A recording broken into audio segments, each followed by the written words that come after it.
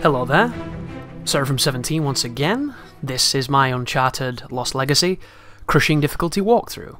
This is the second mission and it's called Infiltration, and if you hop over here you can give a hand to your companion and we can climb up onto this tower.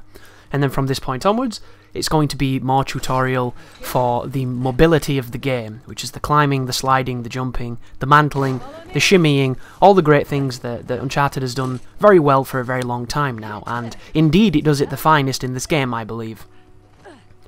One of the things that I really like about the shift towards, the amazing looking game that is Uncharted 4 is that when it comes to these particular moments, they've done almost everything they can to get away from the artificial look of the platforming.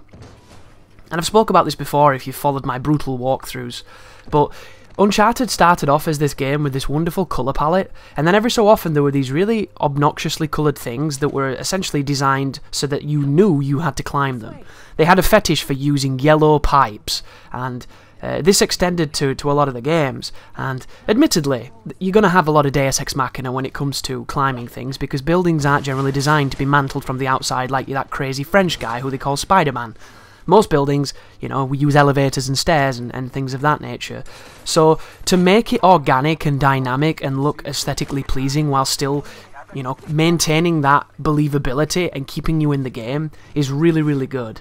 And they do something here which I thought was quite funny as well. In Uncharted 4, there were many instances where we would move around these wheelie carts and use them as makeshift platforms to get places, and it was definitely one of the more arbitrary moments of the game, because you spent a lot of time doing it, and you wondered if these terrorists or soldiers or mercenaries or whoever you're fighting didn't carry these crazy wheelie carts everywhere, we would have never been able to get to them and they would have been safe.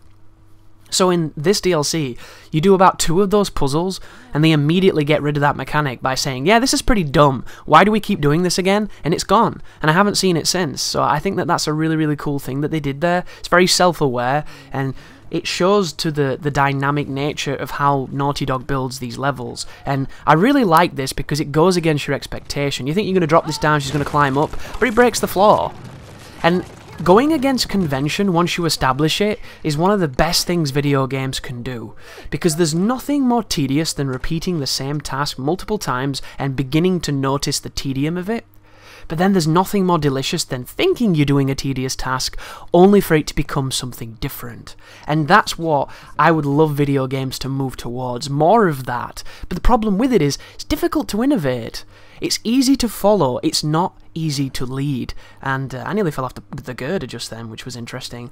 And I'm glad that exists. I'm glad that the platform hasn't got to the point where you're just holding 2 buttons and like reading your phone. Because if it ever went to Assassin's Creed territory of platforming, I'd be very sad. Because I like pressing X to jump. I'm not like the creative director of Final Fantasy 15 who doesn't like pressing buttons. I like pressing buttons.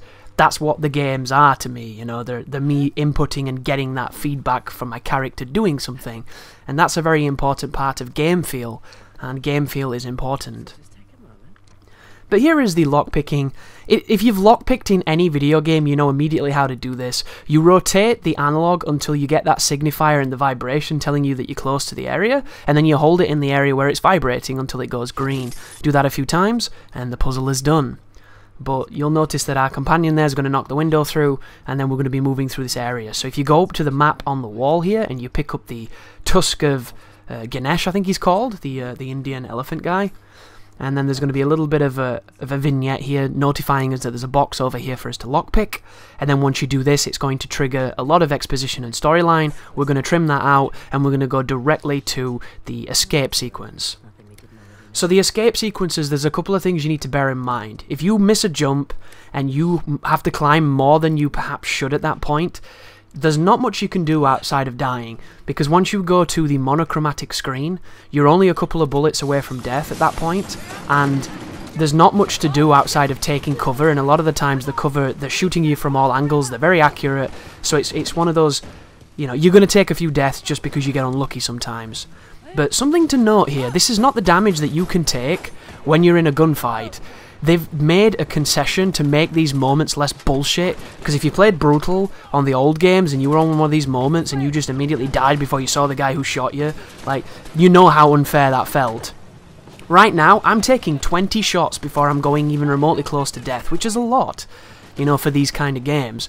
If this was a firefight where you're expected to shoot back, you would only take about 3 to 5 bullets at best, depending on how you get hit.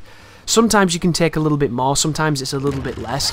It's all very circumstantial, but if this was an actual gunfight, we would be dead.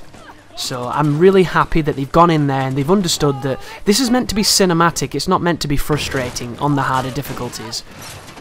And it stems from a very simple design philosophy. You should never take a death in a situation where you cannot feasibly defend yourself. But here is the fist fight you're going to have to do. So, a bunch of guys drop down here. I try to do the circle because I expect them to punch, but Chloe rolls because nobody attacked me. And I end up taking a punch anyway afterwards, which is a little frustrating, but it's not the end of the world. I think you can take 3 or maybe 4 punches on crushing before you die. It's just one of those things. And if you carry damage from that fight into this next sequence, you better hope you regenerate quickly, because if you don't, you're going to die.